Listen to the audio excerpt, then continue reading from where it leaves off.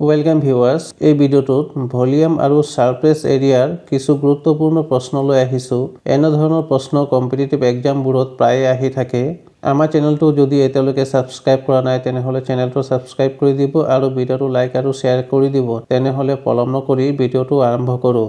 প্ৰথম প্ৰশ্ন, এটা ঘনকৰ মুঠ পৃষ্ঠকালি 150 বৰ্গ সেন্টিমিটাৰ হলে ঘনকটোৰ প্ৰতিটো বাহুৰ মাপ কিমান? ঘনকটোৰ মুঠ পৃষ্ঠকালি হৈছে 150 বৰ্গ সেন্টিমিটাৰ। ঘনকটোৰ বাহুৰ মাপ কিমান হ'ব নিৰ্ণয় কৰিব লাগে। অৰ্থাৎ প্ৰতিটো বাহুৰ মাপ কিমান হ'ব নিৰ্ণয় কৰিব লাগে। ঘনকৰ মুঠ পৃষ্ঠকালিৰ সূত্ৰ হৈছে 6L স্কয়াৰ। ইয়াত L হৈছে বাহুৰ দৈৰ্ঘ্য। এইটো হৈছে এটা ঘনকৰ চিত্ৰ অৰ্থাৎ কিউবৰ পিকচাৰ। ঘনকৰ প্ৰতিটো বাহুৰ দৈৰ্ঘ্য সমান থাকে আৰু 6টা পিঠি বা তল থাকে। যদি ঘনকৰ প্ৰতিটো বাহুৰ দৈৰ্ঘ্য 3 সেন্টিমিটাৰ হয় তেন্তে ইয়াৰ পৃষ্ঠকালি হ'ব 6 * L হৈছে বাহুৰ দৈৰ্ঘ্য। বাহুৰ দৈৰ্ঘ্য হৈছে 3 সেন্টিমিটাৰ। স্কয়াৰ আছে, স্কয়াৰ দিম। 6 * 3 স্কয়াৰ হ'ব 9। 6 আৰু 9 পূৰণ কৰিম 54 বৰ্গ সেন্টিমিটাৰ। 3 সেন্টিমিটাৰ বাহু বিশিষ্ট ঘনক এটাৰ পৃষ্ঠকালি হ'ব 54 বৰ্গ সেন্টিমিটাৰ।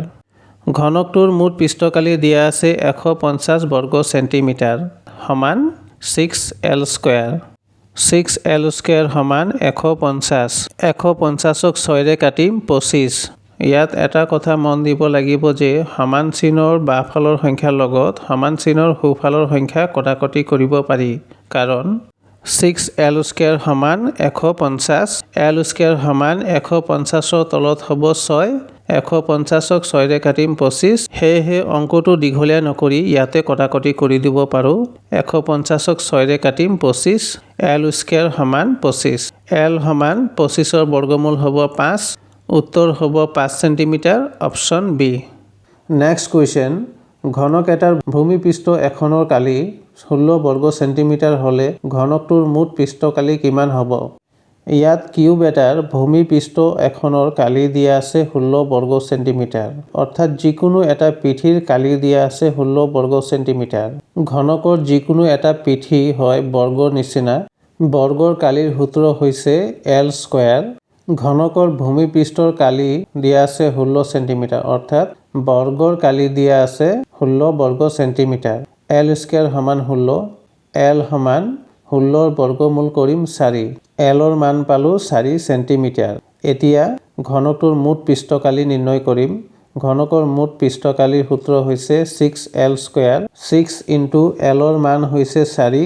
6 * 4 স্কয়াৰ হ'ব 16। 6 আৰু 16 পূৰণ কৰিম 96। উত্তৰ হ'ব 96 বৰ্গ সেন্টিমিটাৰ।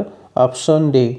নেক্সট কুৱেশ্যন, ঘনক এটাৰ বাহুৰ দৈৰ্ঘ্য 7 সেন্টিমিটাৰ হলে ঘনকটোৰ আয়তন কিমান হ'ব?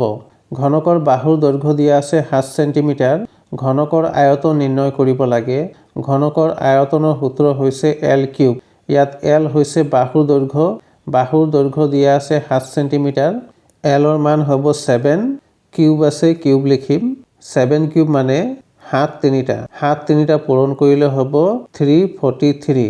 উত্তৰ হ'ব 343 ঘন centimetre. Option A. Next question, এটা ঘনকৰ মুঠ পৃষ্ঠকালি 600 বৰ্গ সেন্টিমিটাৰ হলে ঘনকটোৰ আয়তন নিৰ্ণয় কৰা।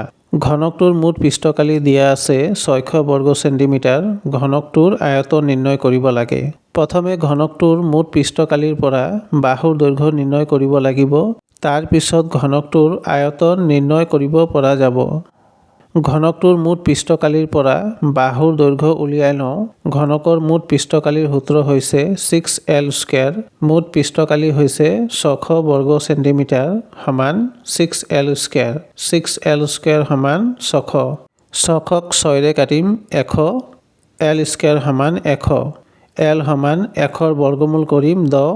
ঘনকটোৰ বাহুৰ দৈৰ্ঘ্য হৈছে 10 সেন্টিমিটাৰ। এতিয়া ঘনকটোৰ আয়তন নিৰ্ণয় কৰিম। ঘনকৰ আয়তনৰ সূত্ৰ হৈছে L কিউব। Lৰ মান হৈছে 10। কিউব আছে 10 কিউব। 10 কিউব মানে 10 তিনিটা।